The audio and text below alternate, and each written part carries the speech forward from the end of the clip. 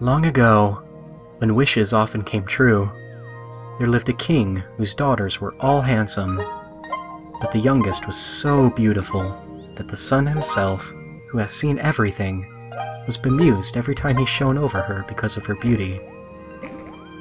Near the royal castle there was a great dark wood, and in the wood, under an old linden tree, was a well. And when the day was hot, the king's daughter used to go forth into the wood and sit by the brink of the cool well, and, if the time seemed long, she would take out a golden ball and throw it up and catch it again, and this was her favorite pastime. Now it happened one day that the golden ball, instead of falling back into the maiden's little hand which had sent it aloft, dropped to the ground near the edge of the well and rolled in. The king's daughter followed it with her eyes as it sank, but the well was deep, so deep that the bottom could not be seen. Then she began to weep, and she wept and wept as if she could never be comforted. And in the midst of her weeping, she heard a voice saying to her, "What ails you, king's daughter? Your tears would melt a heart of stone." And when she looked to see where the voice came from, there was nothing but a frog, stretching his thick, ugly head out of the water. "Oh, is it you, old waddler?" said she.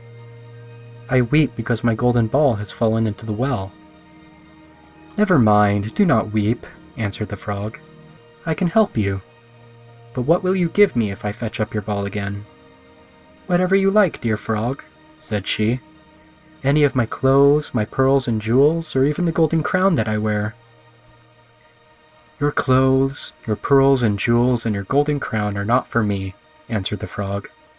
"But, if you would love me, and have me for your companion and playfellow, and let me sit by you at table, and eat from your plate and drink from your cup, and sleep in your little bed, if you would promise all this, then would I dive below the water and fetch you your golden ball again."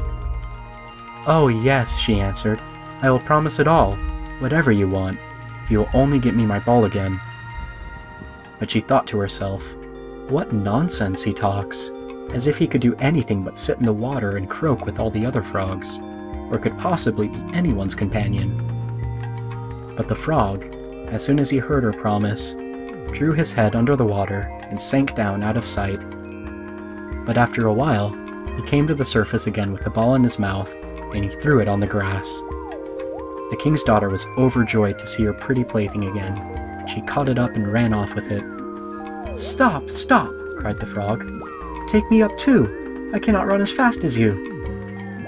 He was of no use, for croak after her as he might, she would not listen to him, but made haste home, and very soon forgot all about the poor frog, who had to betake himself to his well again.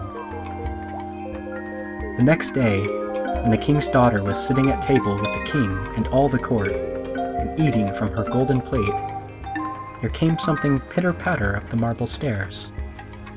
Then there came a knocking at the door, and a voice crying, "Youngest king's daughter, let me in!" And she got up and ran to see who it could be. When she opened the door, there was the frog sitting outside. Then she shut the door hastily and went back to her seat, feeling very uneasy. The king noticed how quickly her heart was beating, and said, "My child, what are you afraid of? Is there a giant standing at the door ready to carry you away?" "Oh no," answered she, "no giant, but a horrid frog." "And what does the frog want?" asked the king.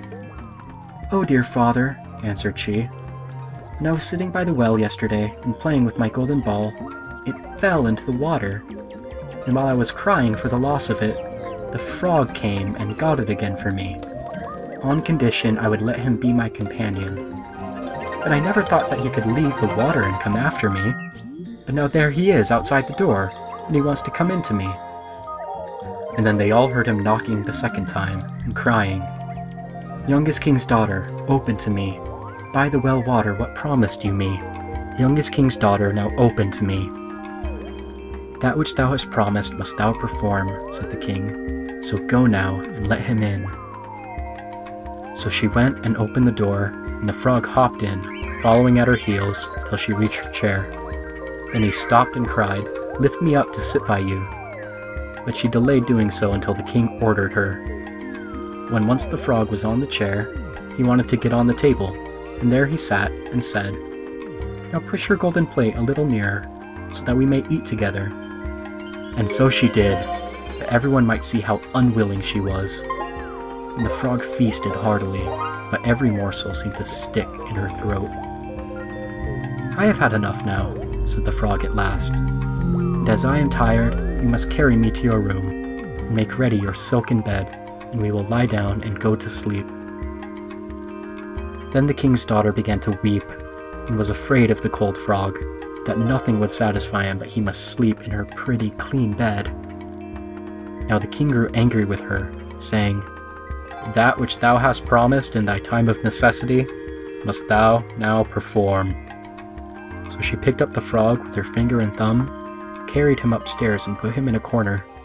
And when she had lain down to sleep, he came creeping up, saying, "I am tired, and want sleep as much as you. Take me up, or I will tell your father." Then she felt beside herself with rage, and, picking him up, she threw him with all her strength against the wall, crying, "Now will you be quiet, you horrid frog?" But, as he fell, he ceased to be a frog, and became all at once a prince with beautiful, kind eyes. And it came to pass that, with her father's consent, they became bride and bridegroom, and he told her how a wicked witch had bound him by her spells, and how no one but she alone could have released him, and that they two would go together to his father's kingdom. And there came to the door a carriage drawn by 8 white horses, with white plumes on their heads, and with golden harness, and behind the carriage was standing faithful Henry, the servant of the young prince. Now, faithful Henry had suffered such care and pain when his master was turned into a frog, that he had been obliged to wear 3 iron bands over his heart, to keep it from breaking with trouble and anxiety. When the carriage started to take the prince to his kingdom, and faithful Henry had helped them both in, he got up behind and was full of joy at his master's deliverance.